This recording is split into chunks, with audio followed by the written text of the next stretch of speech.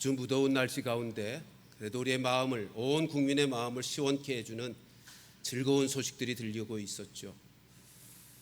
파리에서 진행되는 올림픽에서 우리 1020 젊은 세대들이 맹활약을 통해서 금메달, 온 국민들의 마음에 금빛으로 환하게 밝혀주고 자랑스럽게, 그리고 기쁨을 주는 소식들이 계속 전해지고 있습니다. 올림픽 시작할 때 제가 신문을 보니 우리나라 금메달 목표가 5개 그렇게 보았는데 벌써 13개가 되고 더 많아질 수도 있다는 소식을 들으면 최고의 올림픽을 보내고 있다, 그런 생각을 하게 됩니다. 여러분, 금메달을 목에 건 우리 선수들, 그들은 자기들에게 무엇이 가장 중요한지, 무엇에 집중해야 되는지, 어디에 최선을 다해야 되는지가 분명했던 선수들입니다. 그리고 그것을 매일매일 몸과 마음으로 새롭게 일깨워서 거기에 집중했고 최선을 다해 훈련함으로 금메달이라고 하는 영광을 얻고 그 번쩍이는 금메달을 목에 걸게 된 것입니다. 우리 하나님께서 모세를 부르셔서 모세로 출애굽의 지도자로 세우실 때도 우리 하나님의 마음은 그것을 원하셨습니다. 모세로 하여금 무엇이 가장 중요하여 어디에 집중하고 무엇에 최선을 다하여 믿음의 싸움에서 금메달을 목에 걸기를 하나님이 원하셨다고요. 하나님이 모세가 가장 집중하여 최선을 다하여 해야 될 일이 무엇이었을 것 같습니까? 그건 다른 것 아니죠. 하나님의 약속의 말씀을 붙드는 거죠. 하나님의 약속의 말씀에 붙들려 그 말씀으로 살아내는 거죠. 여러분, 모세는 사실 하나님의 부르심을 받고 출애굽의 지도자로 임명을 받아 애굽으로 내려가고 있었습니다만 출애굽에 대한 하나님의 약속에 대한 확신이 부족했습니다. 그래서 그 모세로 하여금 그 말씀에 붙들려 말씀에 집중하고 말씀에 최선을 다하는 인생 만드시기 위해서 우리가 지난주에 살펴봤던 모세로서는 평생 잊을 수 없는 하나님이 자기를 죽이려고 하는 그 사건, 언약 백성이면 반드시 치루어야 될 할례 사건을 경험하게 하신 것입니다.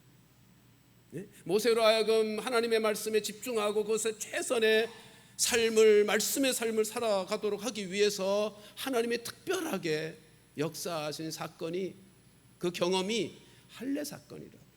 여러분, 할례라고 것이 어떤 의미죠? 할례라고 하는 것은 하나님과 언약 백성들 사이에 이스라엘 백성들이, 언약 백성된 그들이 가지고 있었던 언약 의식인데, 우리는 하나님만 믿습니다. 그리고 하나님을 믿기에 하나님의 말씀에 순종하며 살겠습니다 라고 하는 약속을 담은 언약 의식이 할례란 말이죠. 아들에게 할례를 행했지 않았던 모세, 하나님께서 그를 죽이려고 하실 때 그의 아내 십보라가 모세, 자기의 남편의 죽음이 할례와 관계 있다는 사실을 깨닫고 나서는 급히 돌칼로 할례를 행하죠. 그래서 모세가 살아납니다. 이 경험을 통해서 모세는요, 하나님의 말씀에 순종하며 믿음으로 순종하는 삶이 얼마나 중요한지, 중대한 것인지를 깨닫게 됩니다. 그래서 이 사건을 통해서 모세는 내가 이제부터는 하나님을 믿으리라, 하나님의 말씀에 순종하며 살리라 라고 하는 새 마음을 가지고 애굽으로 내려가게 된 것입니다. 그리고 애굽에 내려가면서 만난, 하나님이 보내주신 형 아론과 함께 이스라엘 백성들을 만났을 때 하나님께서 모세에게 약속한 그대로 역사가 이루어지는 것을 모세가 경험하죠. 그때 비로소 모세는요, 하나님은 약속하신 대로 모든 것을 다 이루시는 하나님이시구나를 깨닫고 출애굽의 약속에 대한 확신도 가지고 바로 앞에 당당한 모습으로 나아가 하나님께서 전하라 하신 말씀을 바로에게 전했습니다. 그게 무슨 말이죠? 이스라엘 백성은 내 백성이다. 그러므로 나가서 나를 예배하도록, 광야에 가서 절기를 지킬 수 있도록 내 백성 이스라엘 백성을 내보내라 라고 하는 말을 바로에게 당당하게 전했습니다. 바로의 반응이 뭐였습니까? 턱도 없죠. 아주 단호하게 거절합니다. 그러자 모세와 아론 그 바로의 기세에도 기죽지 않고 또다시 하나님이 전하시는 말씀을 전하죠. 내 백성 이스라엘로 하나님 앞에서 예배하도록 내어 보내라. 하나님이 그렇게 말씀하셨음을 또다시 반복해서 바로에게 증거합니다. 그 말씀이 3절 말씀입니다. 우리 다시 한번 3절 말씀 같이 읽습니다. 시작. 그들이 이르되 히브리인의 하나님이 우리에게 나타나셨은즉 우리가 광야로 사흘 길쯤 가서 우리 하나님 여호와께 제사를 드리려 하오니 가도록 허락하소서. 여호와께서 전염병이나 칼로 우리를 치실까 두려워하나이다. 하나님께서 지금 이스라엘 백성들, 언약 백성들로 하여금 예배를 받고자, 그들을 예배자로 만드시고자 내보내라고 하는데 바로가 이 말을 듣고도 허락하지를 않습니다. 만일 바로가 허락하지 않고 이 일을 방해하면 하나님은 모세에게 이미 말씀하셨죠. 여러 가지 재앙으로 바로를 칠 것이고, 그래도 바로가 허락하지 않으면, 이스라엘 백성들로 예배자로 나아가도록 허락하지 않으면 바로의 장자까지도 죽게 될 것을 우리 4장 22절 23절에서 이미 하나님이 모세에게 말씀하셨던 것을 확인했습니다. 다시 한번 확인하십시다. 같이 읽습니다. 시작. 너는 바로에게 이르기를 여호와의 말씀에 이스라엘은 내 아들 내 장자라. 내가 네게 이르기를 내 아들을 내어주어 나를 섬기게 하라 하여도 네가 보내주기를 거절하니 내가 네 아들 네 장자를 죽이리라 하셨다라 하시니라. 실제로요, 역사를 보면 이스라엘 백성들이 언약대로 출애굽을 할 그 6월절에 바로의 왕 그의 맏아들 장자는 죽임을 당하죠. 하나님께서 보내신 죽음의 사자에 의해서 죽임을 당합니다. 그리고 역사, 애굽의 역사의 기록을 보면 급작스럽게 아멘호테프 2세 바로 왕이 죽습니다. 출애굽 때. 그리고 그의 죽음 이후로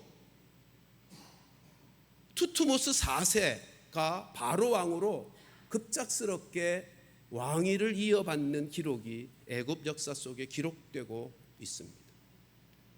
여러분, 하나님의 말씀대로 하나님께 예배하러 가는 그 길을 가로막고 거절하는 바로에게 임한 이 무서운, 그리고 애굽에게 임한 이 무서운 하나님의 심판을 보면 우리는 하나님께서 예배를 얼마나 중요시 여기는지를 다시 한번 확인하게 되는 것입니다.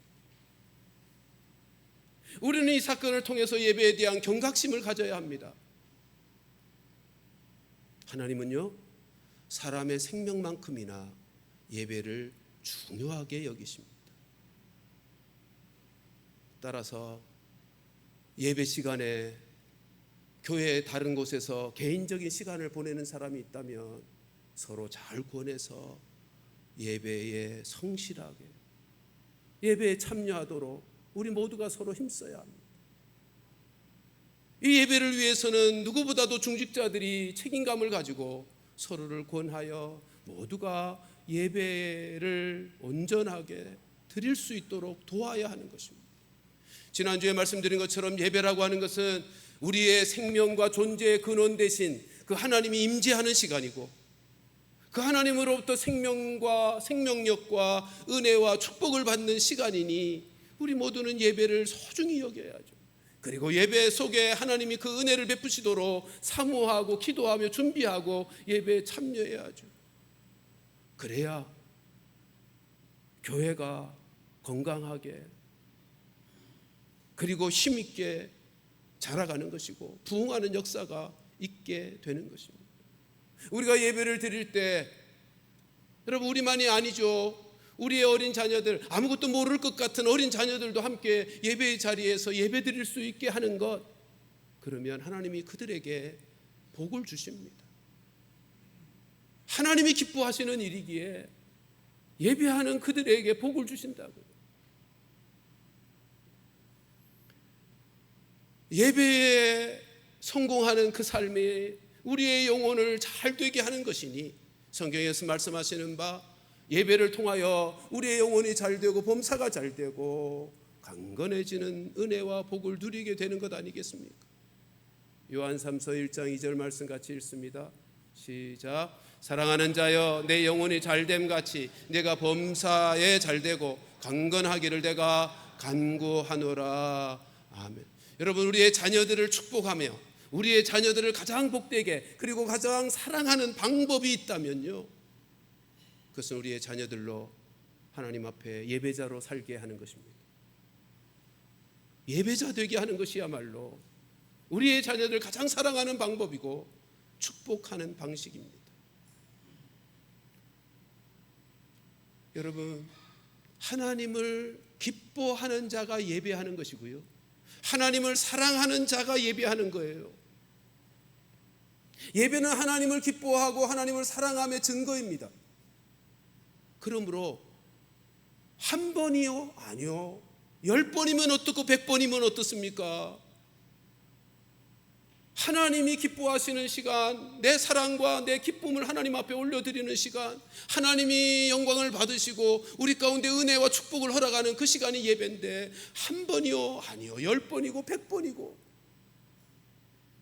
우리가 그 예배를 사모하고 예배를 기뻐하고 하나님을 기뻐하고 하나님을 사랑하여 드리는 것이 예배이니, 하나님이 예배하는 자를 제일로 기뻐하시는 거예요. 제일로 사랑하시는 거예요.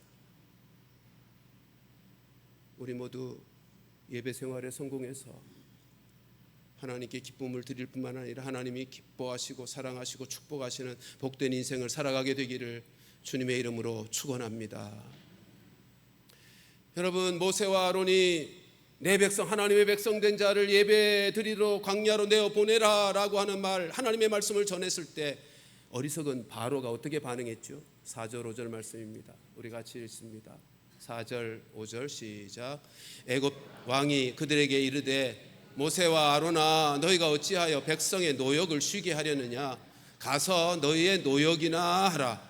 바로가 또 이르되 이제 이 땅의 백성이 많아졌거늘 너희가 그들로 노역을 쉬게 하는도다 하고. 여러분, 모세와 아론이 와서 바로 앞에 예배 드리러 가겠다, 제사 드리러 가겠다라고 할 때 바로 편에서 보면 어떤 생각을 했을 것 같습니까? 이 백성들이 수가 많아지더니 교만해졌네, 그런 생각하지 않았겠어요? 백성의 수가 많아지더니 이제는 노예 신분임에도 불구하고 자기들이 원하는 걸 당당하게 요청하고 있네, 바로의 마음속에 그런 생각이 들고 기분이 상했을 것입니다. 자, 화가 난 바로가 사실은 모세와 아론을 즉각적으로 사로잡아 감옥에 쳐놓을 수도 있고요, 죽일 수도 있어요, 그 권세로. 근데 이 바로는 아주 정치술이 있습니다. 아주 교묘한 계책들을 가지고 있었던 왕입니다. 일단 모세와 아론을 돌려보냅니다. 한번 생각해 보세요. 만일 모세와 아론이 와서 내 백성 이스라엘 백성들 하나님 앞에 예배하기 위해서 광야로 내보내쇼라고 했을 때 바로 화가 났다고 잡아서 죽이거나 감옥에 쳐넣었다 그러면 이스라엘 백성들의 반감을 갖지 않겠어요? 그리고 출애굽하려고 하는 그들의 마음이 오히려 똘똘 뭉쳐져서 이스라엘 백성들을 다루는 일이 훨씬 더 어려워지지 않겠는가 말이에요. 그러니까 바로 왕이 교묘한 술책을 씁니다. 그 이스라엘 백성들로 더 심한 노동을 하게 해서 아예 시간상으로도 바빠 딴 생각 못하게 하고, 출애굽은 아예 생각도 못하도록 출애굽의 그 계획을 좌절시키고 계속해서 노예로만 살도록 하고 있는 것입니다. 바로는 그 더 심한 노동을 하게 하면서 그 책임을 지금 모세와 아론에게 뒤집어 씌우는 거죠. 그리고 모세와 아론이 출애굽을 얘기했지만 출애굽을 시켜주겠다는 말이 거짓말인 것을 지금 바로는 만들어 버리려고 하는 거죠. 오늘 본문에서도 7절에서 말하는 9절에서도 말씀하는 것처럼 거짓말하는 것이야 라고 몰아가려고 하는 것입니다. 그래서 모세와 아론으로 하여금 이스라엘 백성들의 지도력을 상실하도록 만들려는 교묘한 계책을 세운 것입니다. 바로는 모세와 아론이 그 말하고 떠나갔을 때 애굽의 감독들도 부르고 이스라엘 사람으로서 기록하던 기록원들도 함께 불러서 그들에게 이렇게 말합니다. 그게 6절부터 9절 말씀입니다. 우리 6절부터 9절 저하고 한 절씩 교도하겠습니다. 바로가 그날의 백성의 감독들과 기록원들에게 명령하여 이르되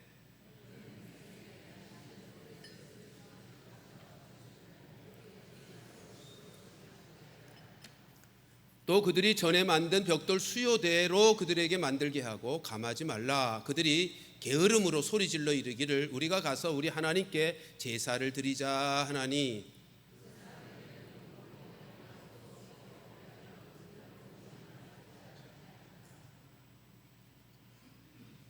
감독들도 부르고 기록원들 이스라엘 출신의 기록원들도 불러서 이젠 짚을 주지 않겠다는 것입니다. 그런데 벽돌은 원래대로의 숫자를 맞추어 만들어 내라는 것입니다. 그러니까 더 심한 노동을 하게 된 거죠. 여러분, 이 짚은 그동안 애굽에서 제공해 주었던 건데 이것까지 직접 만들려고 하게 됐으니 얼마나 심한 노동을 더 해야 되는 것입니까? 그것 때문에 결국은 아무리 애를 써도 짚을 구해서 그 숫자, 벽돌 숫자를 맞출 수가 없어서 숫자를 맞추지 못했더니 감독들이 이 기록원들을 매질합니다.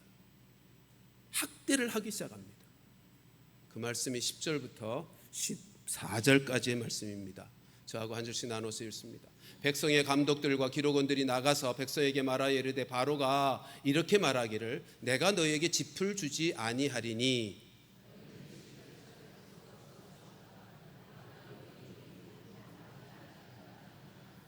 백성이 애굽 온 땅에 흩어져 곡초 그루터기를 거두어다가 짚을 대신하니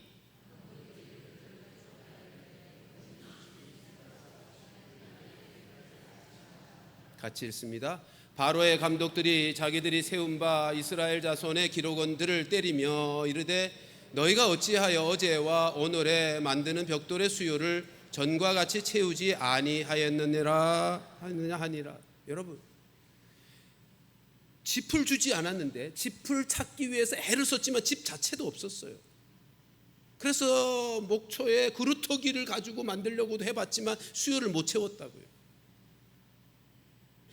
이스라엘의 기록원들이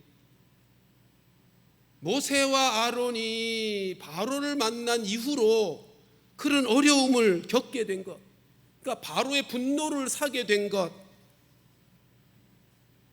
더 심한 노동에 할 수밖에 없는 상황이 된 것, 그리고 이제는 매질까지 받으며 학대를 받게 된 것. 여러분, 이것 때문에 바로가 계획한 교묘한 계획대로 이 기록원들과 이스라엘 백성들이 모세를 원망하기 시작하고, 모세와 아론을 원망하기 시작하고, 이제는 출애굽은커녕 고된 노동으로 더 심각한 학대를 받게 된 이것으로 하나님에 대하여 불신앙에 빠지게 됩니다. 그 말씀이 15절부터 21절인데 저하고 한 절씩 나눠서 읽습니다. 이스라엘 자손의 기록원들이 가서 바로에게 호소하여 이르되 왕은 어찌하여 당신의 종들에게 이같이 하시나이까?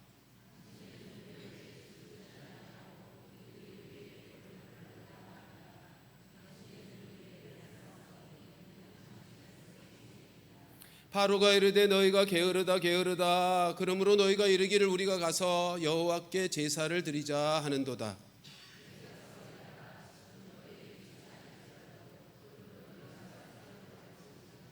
기록하는 일을 맡은 이스라엘 자손들이 너희가 매일 만드는 벽돌을 조금도 감하지 못하리라 함을 듣고 화가 몸에 미친 줄 알고,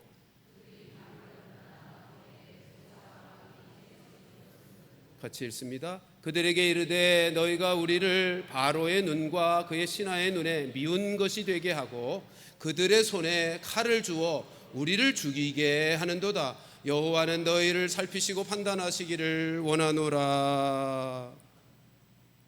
여러분, 하나님이 하신다고 하셨잖아요. 출애굽을. 그리고 함께 하시겠다고도 약속하셨잖아요. 근데 그 출애굽의 역사가 지금 순적하게 이루어지지 않고 오히려 더 어려움과 문제 속에, 더 심한 학대 속에 빠지게 되었다고요. 여러분, 우리가 신앙생활하면서도 이런 경우들이 있습니다. 우리도 하나님을 더 잘 믿어보려고 하거나 하나님을 더 잘 예배하려고 하는데 삶은, 내 인생은 더 꼬이고 힘들어지는 경우들이 있다고요.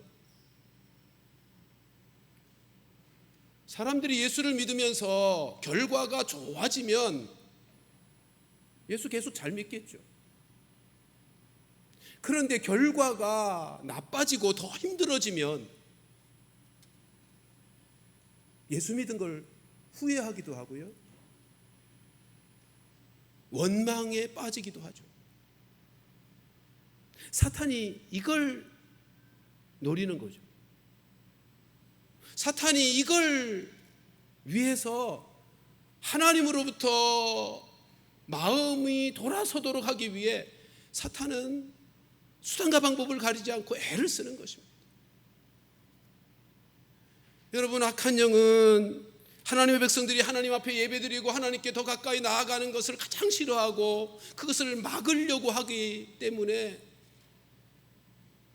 사탄은요, 사람들 마음속에, 성도들 마음속에 두려움, 원망, 불평 이런 것들을 갖게 해서 하나님께 나아가지 못하게 만들어요. 우리들도 비슷하잖아요. 우리들도 신앙생활하며 인생을 살다가 보면 어려움을 만나죠. 어려움을 만나게 되면 두려움 속에서 우리의 믿음이 흔들릴 때가 많아요. 네? 두려움 속에서 믿음이 흔들릴 때가 많다고요. 그리고 누군가에게 책임을 전가하려는 이스라엘 백성들처럼이나 원망에 빠지곤 합니다. 여러분, 원망이 뭐죠? 원망은요, 성도된 우리들이 원망하는 경우는 이런 거예요. 하나님의 말씀을 잃어버렸거나, 하나님의 말씀을 잃어버렸을 그때, 그리고 나에게 닥친 그 문제, 그 환난, 그 어려운 고난, 그것이 하나님보다 더 크게 보일 때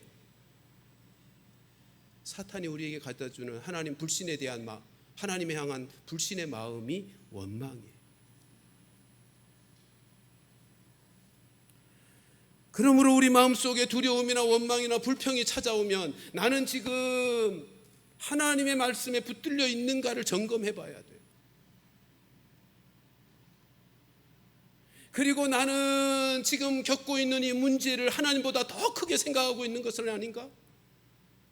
살펴서 다시 하나님을 바라보아야 하는 것입니다. 우리의 문제보다, 내가 겪고 있는 어려운 상황보다 더 크신 하나님, 그 하나님을 바라보고 말씀에 붙들려 있을 때 비로소 우리에게 있는 문제가 될 수 없는 거죠. 문제가 되지 아니하고 그 문제를 넉넉히 극복하며 나아갈 수 있게 되는 것입니다. 그래야 우리가 사탄의 괴계에, 그 교묘한 속임수에 넘어가지 않는 것. 우리 하나님보다 더 큰 문제, 우리 하나님보다 더 심각한 문제, 해결하지 못할 심각한 문제가 또 어디에 있겠는가 말이에요. 우리에게 있는 인생 문제와 상황 속에서 그 문제를 넘어서 역사하시는 하나님을 바라보고, 그리고 말씀에 붙들려 살아갈 수 있게 해달라고, 믿음 달라고 우리가 기도해야 하고요. 기도하면서 주의 말씀에 붙잡혀 믿음으로 나아갈 때 우리의 모든 인생 문제를 선하게 합력하여 선하게 처리해 주시는 그 하나님을 경험할 수 있을 터인데, 우리 모두 그 하나님을 경험하며 살아가는 복된 성도들 다 될 수 있기를 주님의 이름으로 축원합니다. 근데 우리 오늘 본문을 볼 때 이런 질문이 생기죠. 아니, 하나님은 전능하신 하나님인데 무슨 일이든 다 하실 수 있는 하나님이시고, 분명히 출애굽을 약속하셨고 함께 하신다고도 약속하셨고, 그랬다면 이 출애굽의 과정을 좀 순적하게 해주시면 안 될까? 왜 이런 고통의 과정을 겪게 하실까? 그 이유가 뭘까? 이런 질문이 생기죠. 여러분, 우리가 출애굽을 살피면서 말씀드렸습니다만, 출애굽의 궁극적인 목적은 뭐다? 예배자를 만드는 것이다. 그런데 출애굽의 역사를 통해서 하나님이 의도하시는 목표가 있습니다. 1차적인 목표가 뭐냐 하면, 하나님을 알지 못하는 저들로 하나님을 경험하여 알게 하시는 것이 출애굽의 역사의 목표예요. 생각해 보세요. 이스라엘 백성들, 지금 400년 동안 애굽에서 노예로 살고 있는 이스라엘 백성들, 저들이 조상들로부터 하나님에 대하여는 들었어요. 지식은 가지고 있는 거예요, 하나님에 대한. 그러나 하나님을 경험하여 아는 것이 아무것도 없습니다. 여호와 하나님의 이름조차 알지 못하는 바로와 애굽 사람들은 두말할 것 없죠. 그들도 하나님을 알지 못하는 거죠. 근데 출애굽의 과정이라고 하는 것을 통해서 하나님이 어떤 분이신지를 경험하여 알게 하시는 거예요. 이스라엘 백성들도 애굽과 바로도 하나님이 어떤 분이신지 비로소 경험하여 알게 하시는 것이 출애굽의 역사인 것입니다. 왜 하나님을 알게 하려고 하시나요? 하나님을 왜 알아야 되죠? 경험으로? 여러분, 하나님을 바로 알지 못하면 인생은 모두가 교만해져요. 자기가 하나님인 줄 알아. 그래서 망하는 길을 가게 되어 있어요.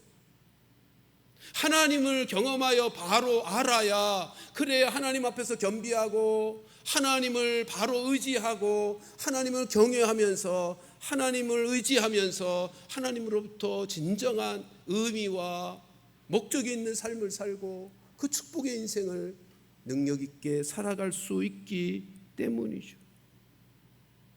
하나님의 역사하심, 우리 인생도 마찬가지입니다.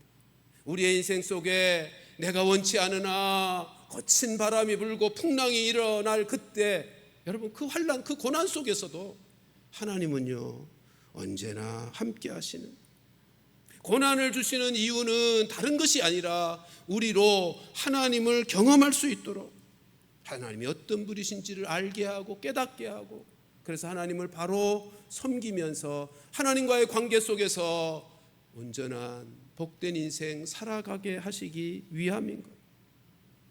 물론 하나님은 우리의 인생을 순적하게 만들어서도 하나님을 알 수 있게 합니다. 그러나 죄인된 인생, 무지하고 무각한 인생들, 우리에게 있어서요 하나님을 경험하여 알 수 있게 하는 더 많은 경우는 고난을 통해서입니다. 고난을 통해서입니다. 성경에 나타난 믿음의 선배들, 하나님께 귀하게 쓰임받는 하나님의 사람들 보세요. 다 고난을 겪으면서 하나님에 대한 참된 지식과 하나님에 대한 바른 인식을 가지고 하나님을 바르게 섬길 수 있었던 자들입니다. 다윗을 보십시오. 다윗은 젊은 나이에 사울의 시기심 때문에 죽음의 고비를 얼마나 많이 넘깁니까? 얼마나 많은 고난의 시간을 보내요? 10수년간. 그런데 시편을 보시면 다윗이 쓴 시가 많아요. 다윗이 쓴 찬양 시가 많다고요. 그 시들은 대부분 다윗이 고난을 겪으면서 하나님을 바라보고 하나님을 의지하고 하나님의 도움을 경험하면서 하나님이 어떤 분이신지를 알고 깨달아서, 그냥 지식이 아니고 삶 속에서 하나님을 경험하여 안 것을 노래한 것이 시편이라고.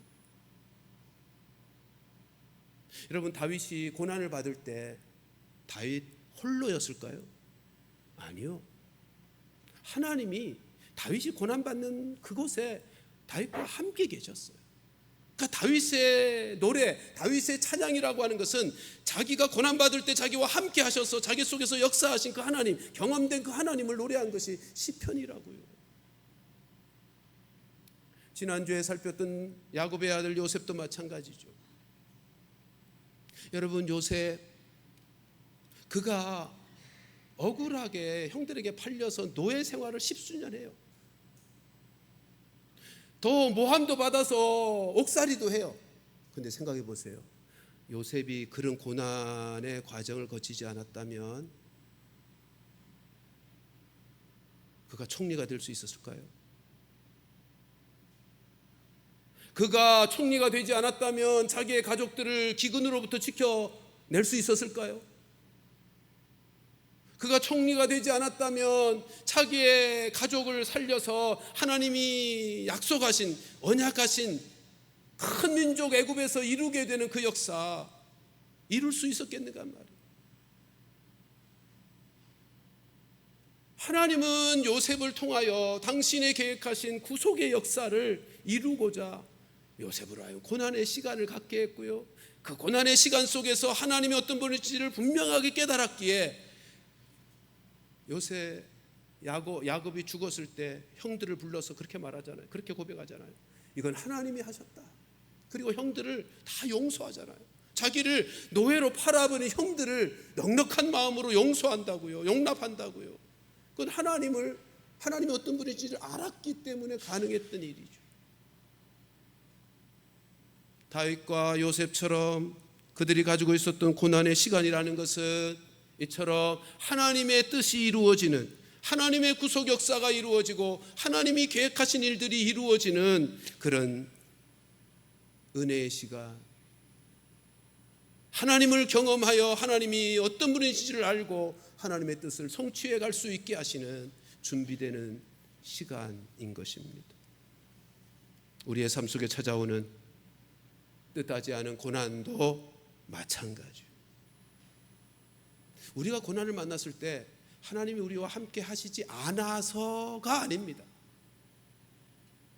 하나님이 우리와 함께 하지 않았기 때문에 고난이 우리에게 찾아온 게 아니고 다윗과 요셉처럼 그 고난은 하나님의 뜻을 이루게 하는, 하나님이 어떤 분이신지를 경험하게 하는, 그래서 하나님을 경외하며 순종하며 살아갈 수 있는 복된 인생 만드는 그런 축복의 고난이라는 것이죠.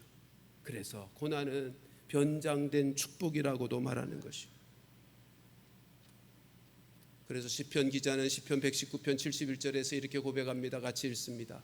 우리의 고백을 담아 함께 읽습니다. 시작. 고난 당한 것이 내게 유익이라 이로 말미암아 내가 주의 율례들을 배우게 되었나이다. 아멘.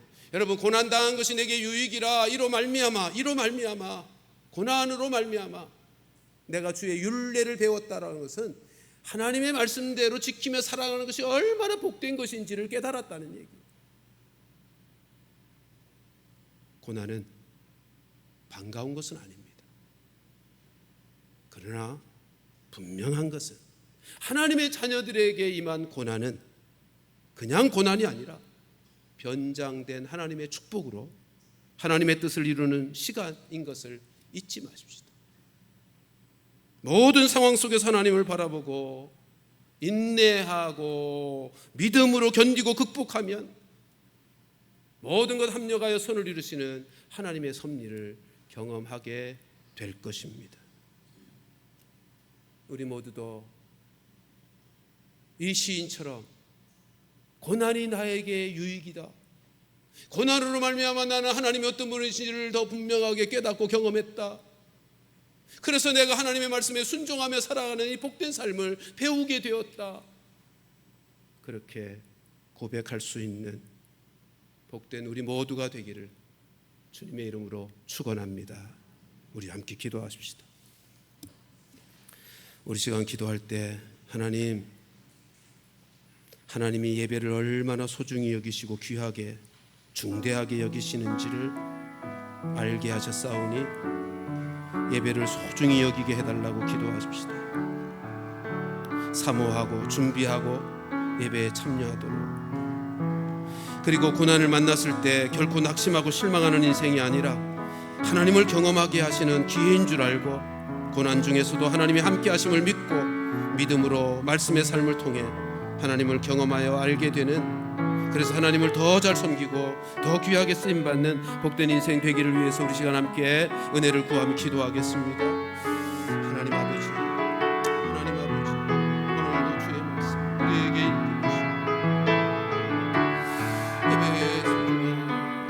예배를 드리는 것이 얼마나 복된지 우리에게 또다시 말씀해 주시고 사랑합니다. 주님 예배의 소중한 인생 늘 소중히 늘 귀하게 예배 속에서 하나님의 역사하신 은혜를 경험할 수, 그렇게 준비하고 사모하고 기도하며 예배하자 우리 모두가 되어주시고 은혜를 허락하여 주시옵소서. 무보다 더 귀하게 여기시는 하나님이시고 우리의 존재 우리의 삶의 주, 그렇게 예배 속에 있음을 기억하시고 하나님 아버지, 고난을 만났을 때 결코 낙심하고 실망하는 인생이 아니라 이 고난을 속에서 하나님을 경험하게, 고난이 나에게 위기라고 고백할 수 있는 것을, 고난 중에서도 함께 하신 하나님을 신뢰하면서 하나님을 경험할 수, 신의 의식을 심어주고 하나님 앞에 영을 돌려드리는 은혜를 보게 하여 주시옵소서. 하나님 아버지, 출애굽기의 말씀을 통해서 우리 하나님께서 예배를 얼마나 소중히 여기고 중대히 생각하시는지를 살피게 해 주셔서 감사를 드립니다. 우리를 예배 받으시기 위해 창조하셨고 예배 받으시기 위해 구원하셨음을 잊지 말고 우리 하나님을 기뻐하고 하나님을 사랑하며 진정한 예배를 하나님 앞에 올려드리는 예배자들이 다 될 수 있도록 은혜를 허락해 주시옵소서. 우리 모두가, 그리고 우리의 자녀들이 하나님 앞에 예배자로 세워져서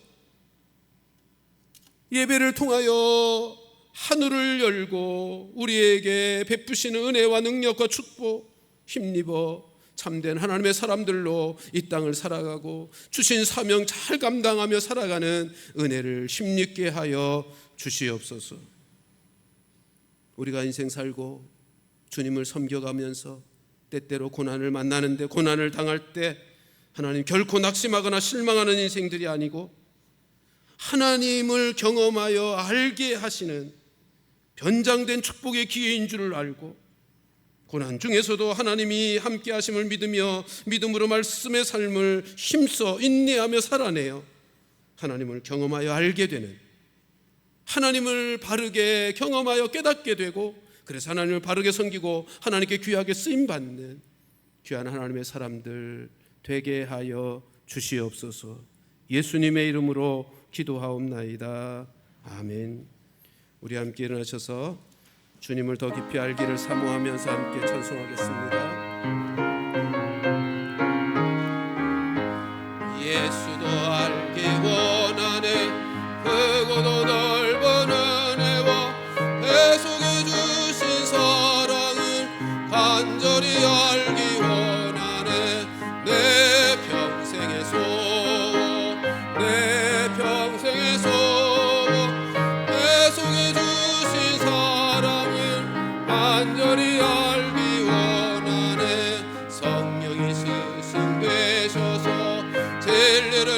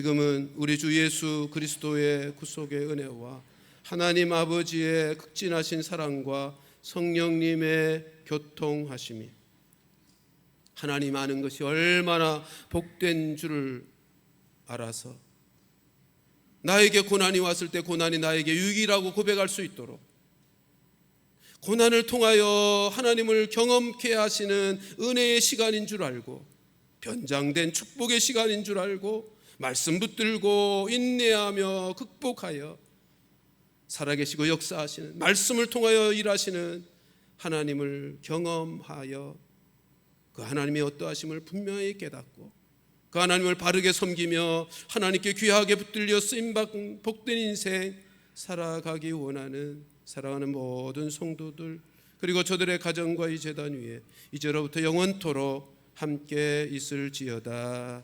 아멘.